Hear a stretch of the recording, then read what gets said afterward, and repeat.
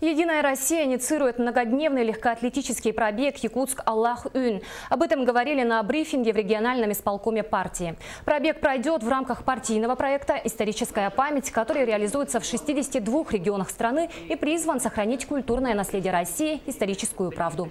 В прошлом году силами единороссов в честь 70-летия победы в Великой Отечественной войне был организован автопробег по тому же маршруту. Нынче путь длиной в 1374 километра участникам предстоит пройти пешком. Старт назначен 4 апреля с площади Победы. Завершится пробег прибытием обратно в город Якутск 11 апреля.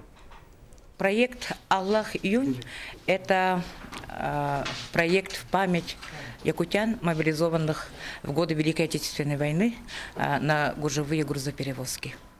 В основном с 8 улусов нашей республики были мобилизованы более 10 тысяч колхозников. И основной целью является это установка мраморных плит именно в местности Аллах-Юнь, сектор Дабан.